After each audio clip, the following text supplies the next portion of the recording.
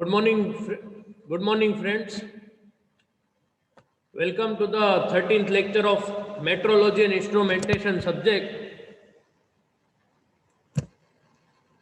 In this lecture, we are going to discuss about various gauges. Previous lecture में हमने micrometer के बारे में डिस्कस किया था। प्रीवियस लेक्चर्स में हमने वर्नियर कैलिपर और माइक्रोमीटर के बारे में डिस्कस किया था। आज हम दूसरे लाइन मेजरिंग या लीनियर मेजरिंग डिवाइस जो है उसमें डायल बोर गेज, हेमिस्फेरिकल बोल गेज या तो उसको स्मॉल होल गेज भी कहते हैं, और तीसरा टेलीस्कोपिक गेज। जो डायल बोर गेज और टेलीस्कोपिक गेज है वो काफी इंपॉर्टेंट क्वेश्चन है जो जीटीयू में बहुत बार पूछा गया है। अगर आप जीटीयू का पेपर का एनालिसिस करेंगे तो जीटीयू में डायल बोर गेज और टेलीस्कोपिक गेज रिपीटेडली पूछे जाने वाले क्वेश्चंस में आते हैं। अब आज का टास्क भी आपका यही रहेगा कि ये जो तीन डिवाइस यहाँ पे लिखे गए हैं जिसका हम आज डिस्कशन करने वाले हैं, उन डिवाइसेस का डायग्राम ड्रॉ करके उनका कंस्ट्रक्शन और वर्किंग आपको लिखना है। तो चलिए हम स्टार्ट करते हैं डायल बोर गेज से। यहाँ पे आपको डायग्राम में साइड में डायल बोर गेज दिख रहा है। अब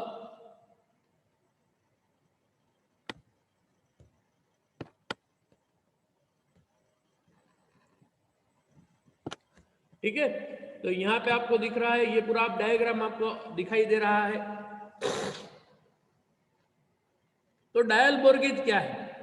तो बोर गेज मतलब कि जो होल रहता है, कोई भी ड्रिल किया हुआ है होल, तो वो होल का हमें अगर डायामीटर फाइंड करना है तो यहाँ पे ये लिखा है फर्स्ट लाइन में, the bore gauges are used to measure the small bores. The different types of bore gauges are used to measure small diameter of the bore. Bore मतलब कि आपने ड्रिलिंग, अगर आपने ड्रिलिंग जो आप एमई 1 सब्जेक्ट में अगर आपको ड्रिलिंग आता है या आप बीएमई सब्जेक्ट में ड्रिलिंग के बारे में पढ़ चुके हैं तो वहाँ पे आपको पता होगा ड्रिलिंग के साथ एक बोरिंग भी प्रक्रिया रहती है जिसमें हम क्या करते हैं कि जो ड्रिल किया गया हुआ होल है उसका डायामीटर बड़ा करने के लिए बोरिंग का इस्तेमाल करते हैं। तो ये बोर गेज क्या है कि जो बोर का डायामीटर है उसको मेजर करने के लिए बोर गेज का इस्तेमाल किया जाता है। ठीक है, द डायल और vernier bore gauge measures a bore directly. The gauge work on proven principle of two diametrically opposed measuring points, one fixed and other moving. तो ये जो एक पैराग्राफ लिखा है उसका मैं आपको इजीली समझाता हूं। तो ये डायग्राम के साथ हम समझते हैं कि ये डायग्राम के साथ हम समझते हैं कि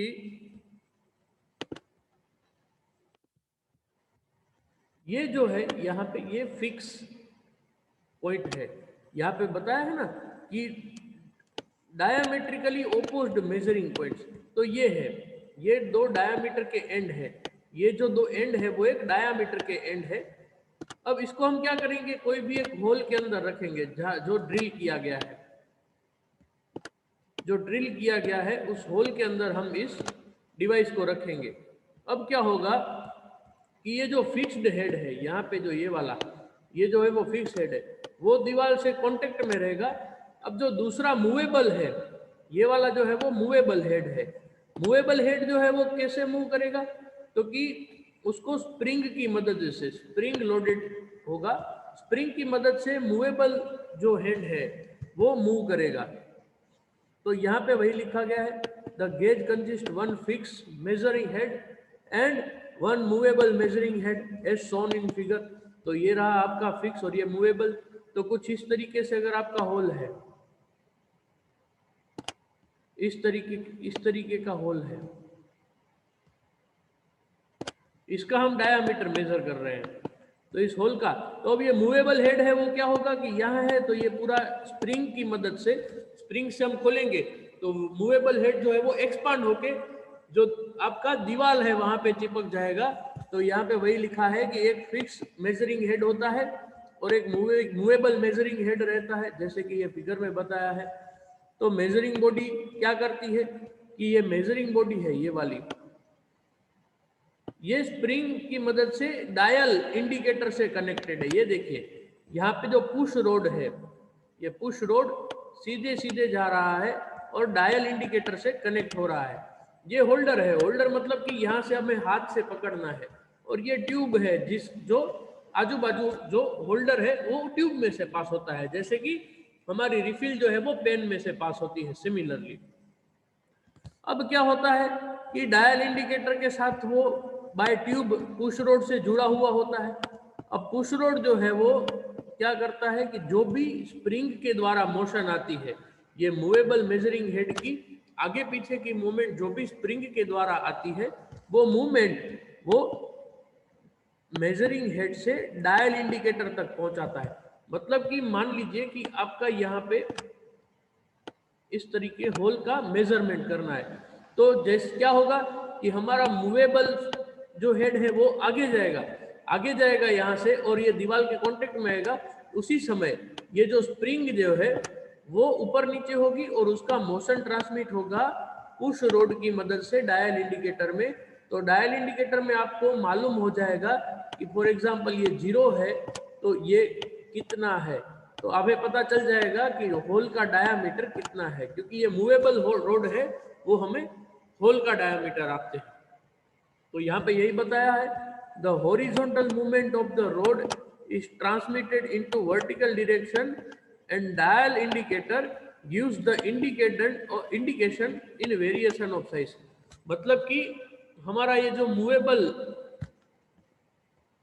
मूवेबल हेड है उसकी हॉरिजॉन्टल मूवमेंट होगी इस तरह आगे पीछे, और जो वो मूवमेंट होगी वो स्प्रिंग और पुश रोड की मदद से वर्टिकल डायरेक्शन में मतलब कि ऊपर की ओर डायल इंडिकेटर तक ट्रांसफर होगी, और डायल इंडिकेटर हमें इंडिकेशन देगा कि कितना डायामीटर का वेरिएशन है।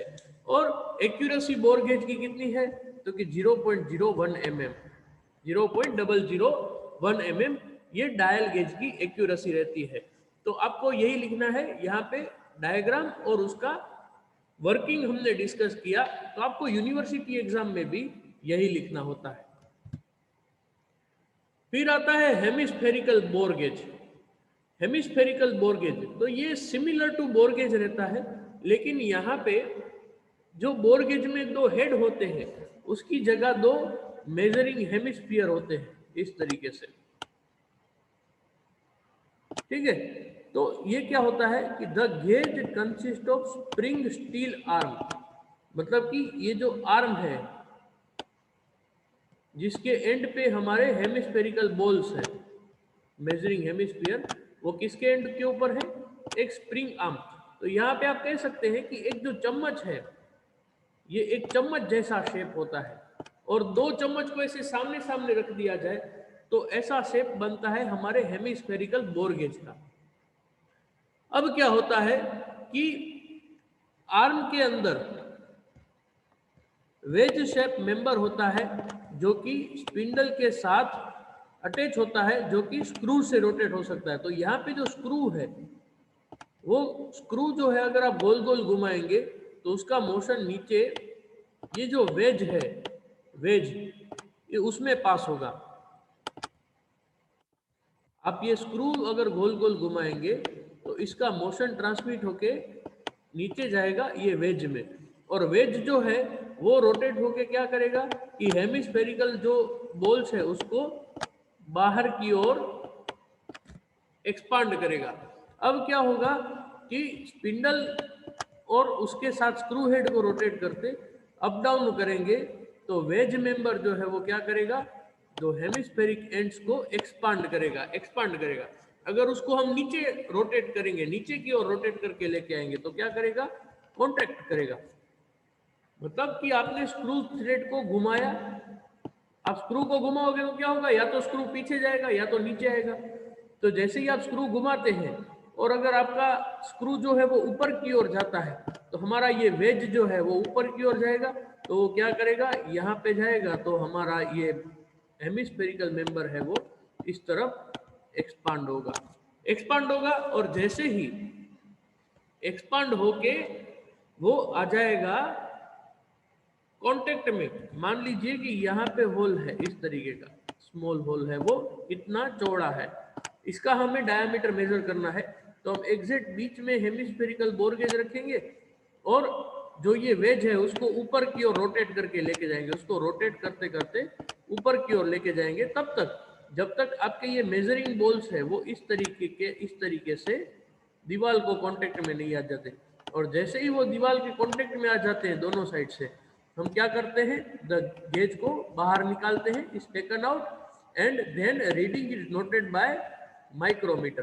तो अब हम क्या करेंगे, ये वेज के बीच के जो एंड है उस दोनों के ऊपर हम माइक्रोमीटर रख के या वर्नियर कैलिपर रख के हम इसका डायमीटर निकाल लेंगे, ठीक है। और यहाँ पे ये भी एक्स्ट्रा इंफॉर्मेशन दी गई है कि ये bore gauges are available in 4 sizes to measure from 3 mm to 12 mm। ये 3 mm से 12 mm तक के अलग अलग 4 साइजेस में मिलते हैं, ठीक है। तो ये जो सारे मेजरिंग इंस्ट्रूमेंट है उसका बेसिकली काम क्या है कि ये दोनों जो बेसिकली कि वो होल जो होते हैं उसके अंदर उसका डायामीटर मेजर करना है, क्योंकि आपका जो भी एक्सटर्नल डायामीटर है वो मेजर हम कर सकते हैं माइक्रोमीटर से, वर्नियर से।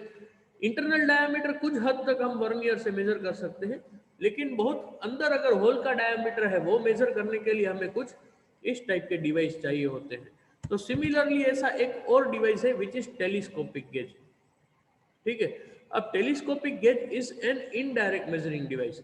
तो यहाँ पे हम फिर से इनडायरेक्ट और डायरेक्ट डिवाइस का एक बार आपको डिस्कस कर देते हैं कि इनडायरेक्ट मेजरमेंट और डायरेक्ट मेजरमेंट में क्या डिफरेंस है। तो हम जो स्केल से ले रहे हैं, स्केल से, वो डायरेक्ट मेजरमेंट है, क्योंकि हम इस तरीके से स्केल रख रहे हैं यहाँ और हमें मेजरमेंट सीधा स्केल के ऊपर ही मिल जाता है। लेकिन यहाँ पे हम क्या करते हैं कि पहले कोई एक गेज रहता है उसको हम होल में डालते हैं, फिर उसके दो एंड को होल के दो फेसिस से मिलाते हैं, मतलब कि वहां वो फैल के होल के दोनों फेसिस के ऊपर चिपक गए। फिर ये डिवाइस को बाहर निकालते हैं और इसका जो डायमेंशन है वो फिर हम स्केल से मेजर करते हैं।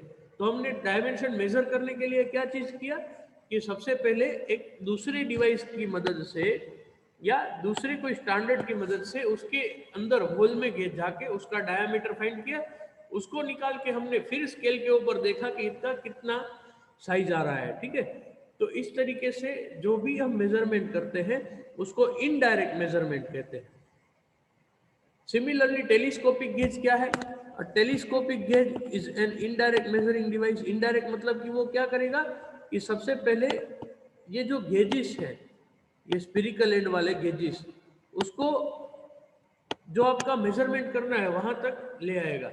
उसके बाद जो मेजरमेंट आया होगा वो हम बाद में स्केल के ऊपर कंपेयर करके लेंगे। तो इनडायरेक्ट मेजरमेंट जो है and it is used to measure internal diameters of hole, groove, slots etcetera. जो आपको फिगर में दिखाया है कि मान लीजिए वर्कपीस के अंदर कोई स्लॉट है तो उसको कैसे मेजर किया जाता है, तो ये भी सिमिलर है। यहाँ पे भी एक स्क्रू है, हैंडल है, स्पिंडल है, जो स्मॉल बोर गेज में है। अब स्मॉल बोर गेज में हेमिस्फीयर ऐसे खुलते थे, इसकी जगह पे यहाँ पे टेलीस्कोपिक रोड। तो टेलीस्कोपिक रोड क्यों कहा जाता है, तो कि टेलीस्कोप किस तरह से होता है, एक बड़ा डायमीटर होता है, उसमें छोटा डायमीटर वाला स्कोप निकलता है, फिर उससे छोटा डायमीटर वाला। सिमिलरली यहाँ पे भी टेलीस्कोप की तरह बड़े डायमीटर वाले ट्यूब में से दो छोटे छोटे डायमीटर वाले स्फेरिकल एंड जो है वो निकलते हैं इस तरीके से, और वो निकल के वर्कपीस के डायमीटर के एंड में जुड़ जाते हैं इस तरीके से। इसीलिए इसको टेलीस्कोपिक कहा जाए। टेलीस्कोपिक मतलब कि वो टेलीस्कोप की तरह निकलते हैं। तो उसके बाद क्या होता है कि जैसे ही ये स्फेरिकल एंड खुलते हैं और वर्कपीस के दोनों सिरे या दोनों फेस के ऊपर जाके लग जाते हैं, फिर उसको बाहर निकाला जाता है। लॉकिंग स्क्रू से उसको पहले लॉक कर दिया जाता है, फिर उसको बाहर निकाला जाता है और बाहर निकाल के होल का साइज जो है वो माइक्रोमीटर या तो वर्नियर कैलिपर से मेजर किया जाता है। तो इस तरीके से हमारा टेलीस्कोपिक गेज काम करता है।